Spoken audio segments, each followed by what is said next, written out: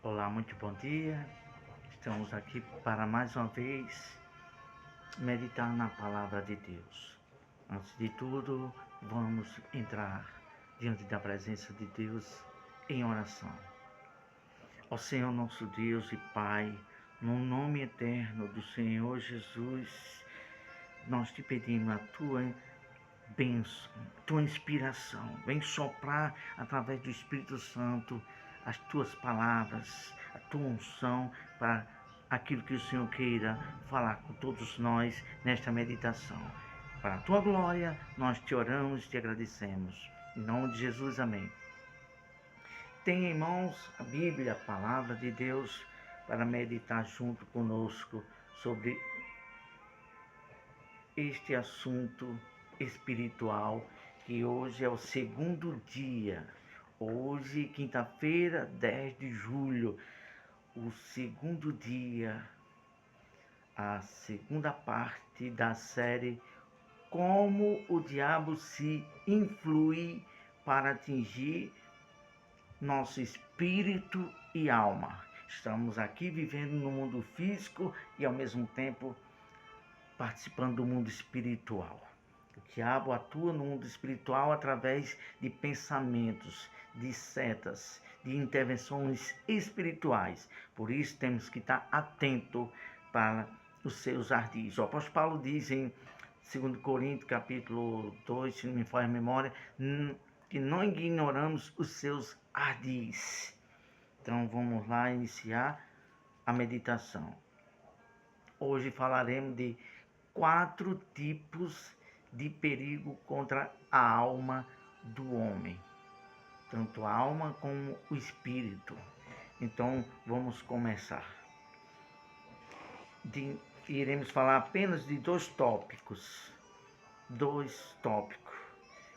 Antes de tudo, vamos começar com essas palavras aqui iniciais.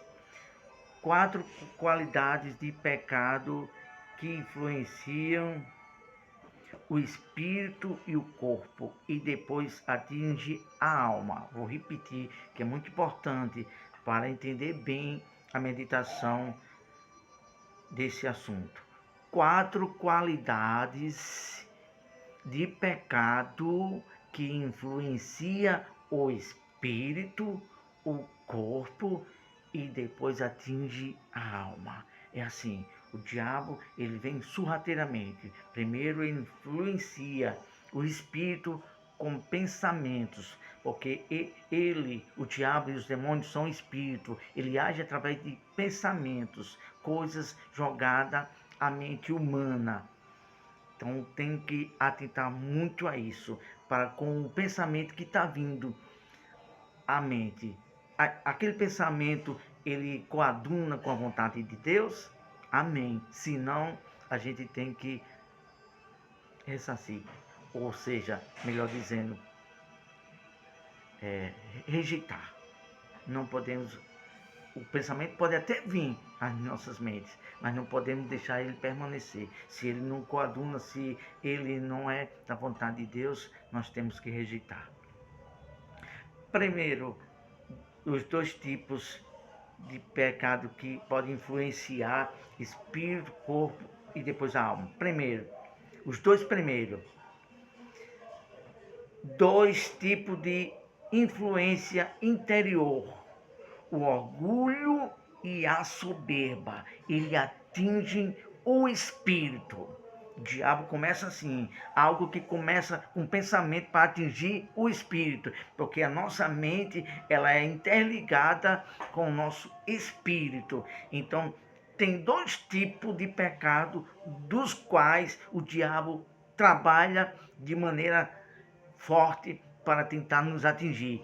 É o orgulho e a soberba. Preste bem atenção, são 2 qualidades de ferramenta do diabo para nos atingir: soberba e orgulho. Então, quando houver um orgulho, quando vir algo que a pessoa não queira se submeter à humildade e à obediência a Deus, saiba disso. E quem está agindo ali é o espírito de Satanás, provocando orgulho dentro do nosso espírito, colocando soberba para atingir nossos pensamentos e o nosso espírito. Então tem que vigiar muito, e muito mesmo. Vamos citar uma passagem bíblica aqui que fala sobre isso, sobre a soberba e o orgulho. Está escrito isto em Provérbio, capítulo 16, versículo 18, que diz assim: a soberba procede à ruína, vírgula, e a altivez do espírito procede à queda. Porventura não foi isso que aconteceu com o anjo Lucifer? Ele estava no céu, mas porque ele caiu e procedeu à ruína dele? Porque ele não se submeteu à vontade de Deus. Ele não teve a humildade de reconhecer que estava errado. Ele não teve a humildade para obedecer. Ele continuou, quis e fez assim. Ele preferiu estar na soberba, não se submeter e não se humilhar, nem se reconhecer diante do seu erro. Este é o maior perigo que se encontra e que pode destruir o espírito e a alma do homem. A soberba é um veneno do diabo. Então o diabo é sagaz. Ele sabendo que isto foi a queda dele, que isto foi a derrota dele, então ele faz de tudo para derrotar o ser humano e tirar a alma e afastar o homem eternamente de Deus. Como? Com essa arma principal, chamada orgulho e soberba. Temos que estar atento a isso. É um veneno do diabo. Foi a queda dele e ele sabe disso e ele faz com que as pessoas também caiam nessa fraqueza, nesse grande prejuízo que destrói, derrota, afasta o homem de Deus. Está escrito, nós temos citado e vamos citar quantas vezes mais o Espírito Santo nos usar, que diz no livro de Tiago que Deus resiste ao soberbo, mas ao humilde ele se inclina e dá graça. Vamos para o segundo tópico, e aqui já estamos prestes a concluir já. Os dois tipos de pecado que têm influência exterior. A concupiscência e a prostituição. Porque esses dois tipos de pecado, ele começa a ser ativado por nós. Mas de que forma? De algo que chamou a atenção aos nossos olhos. Aí somos nós que ativamos, que a gente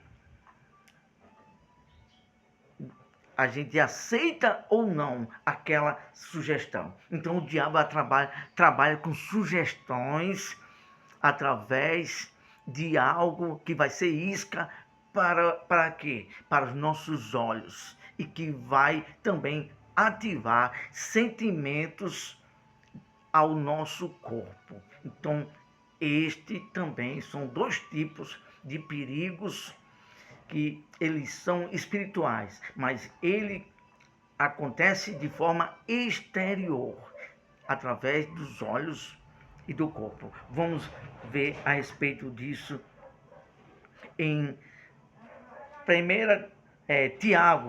Tiago, Novo Testamento, capítulo 1, versículo 14, que diz o seguinte: mas cada um é tentado quando atraído e engodado pela sua própria concupiscência. Primeiro do que tudo, cada um é tentado e atraído quando engodado. Primeiro, o diabo dá a sugestão. Aí quando a pessoa aceita aquela sugestão, aí ele começa a ser engodado. Engodado, ele começa a ser atraído, fiscado e fica ali, beliscando aquela isca. Não foi assim que aconteceu com Eva? O diabo o atraiu, o seduziu, deu a proposta: ó, come desse fruto, você não vai morrer. O diabo vem assim, sorrateiro, ele sugere proposta, ele mostra as coisas exteriores, como fez com o Senhor Jesus na tentação. Olha, isso tudo te darei, isso tudo te darei. Mostrou todas as grandezas da terra, todo o poderio da terra. Isso tudo te darei, se me prostrar. Ele ofereceu uma proposta. O diabo assim ofereceu proposta ao Senhor Jesus. Ele oferece proposta a cada um de nós para tentar ludibriar, para tentar fazer brilhantar os nossos olhos de satisfação pelaquela sedução. Ele começa assim. Então, a gente tem que ter muito cuidado com aquilo que poderá nos atrair. Segunda maneira, através de sedução para a carnalidade. Aquilo que tenta satisfazer o corpo. Então, vamos citar o exemplo aqui, o versículo bíblico, 1 Coríntios, capítulo 6, versículo 18, que diz o seguinte: fugir da fornicação. Todo pecado que o homem comete é fora do corpo, mas o que se prostitui peca contra o seu próprio corpo. Então, o diabo, ele sabe aquilo que poderá nos atrair, a cada um de nós. E por quê? Vamos agora para uma parte espiritual e física ao mesmo tempo. Por que muitas pessoas hoje têm alguma doença ou seguem alguma maldição? E nós poderemos entender assim: puxa vida, aquela pessoa está assim enferma e nunca fica bom disso. Fulano já nasceu o filho assim. Uma certa vez, os discípulos de Jesus, isso está escrito em João, capítulo 9, ao cego de nascença: Senhor, quem pecou para que esse nascesse assim? Seu pai ou sua mãe? O Senhor Jesus disse: nem ele, nem o pai nem a mãe. Mas foi assim para que acontecesse a glória de Deus. Então, há ocasião, exceção, que é para a glória de Deus, mas há caso que foi por causa de pecados passados, que virou e atraiu mal para o corpo. Então temos que ter muito cuidado com tudo isso. Vamos concluindo aqui com as seguintes palavras: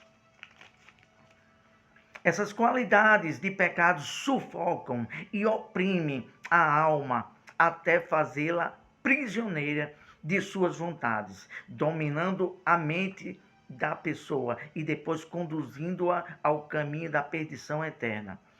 Então, fechamos aqui a Bíblia, que o mal, a força do inferno espiritual, porque Satanás e os seus demônios, eles formaram o reino das trevas. Eles são organizados em hierarquia. Cada demônio tem uma finalidade de atacar em alguma área da vida da pessoa. Há demônio que ataca na saúde, há outro na vida sentimental, há outro na vida financeira e assim por diante. Então, como é que eles vão fazer para oprimir a alma da pessoa?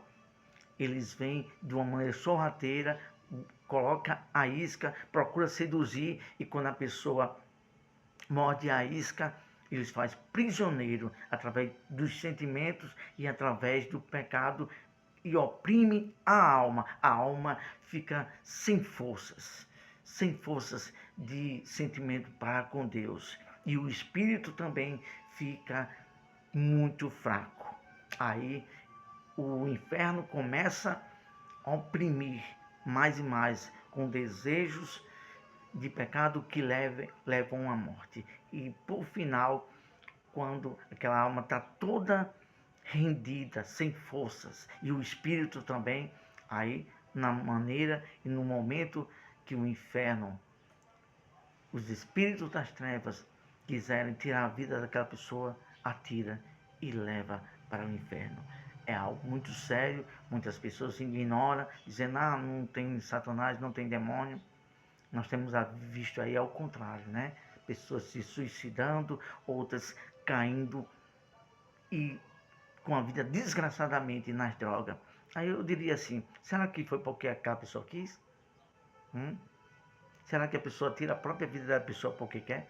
Não, há uma atuação espiritual do reino das trevas. Quem quiser ignorar, fazer o quê? Mas nós temos visto uma coisa, na experiência e na teoria. Essa palavra aqui, que é de Deus, ela não falha. Tudo que ela diz, acontece. E nós temos visto aí o mal atuando em muitos tipos de pessoas e de várias maneiras. Mas saiba você que porventura estiver oprimido, estiver sobrecarregado de angústias, sem forças para buscar a Deus, sem força para viver uma liberdade de uma vida que Deus em Cristo veio trazer, uma nova vida semelhante à de Deus, com prazer, com saúde, com a felicidade e, acima de tudo, ter o próprio Espírito dele dentro de nós para nos ajudar a vencer os ataques do mal, as angústias e desejos errados. E Deus está de mão estendida, porque está escrito em sua palavra que em Isaías 59, que as mãos dele está estendida e os seus ouvidos atentos para ouvir o nosso clamor. E ele diz mais: vinde a mim todos vós, que estáis cansados, oprimidos e sobrecarregados, e eu vos aliviarei. Deus quer que nós vivamos uma vida em liberdade e numa consciência de uma guerra espiritual contra a nossa alma, nosso espírito e também contra o nosso corpo.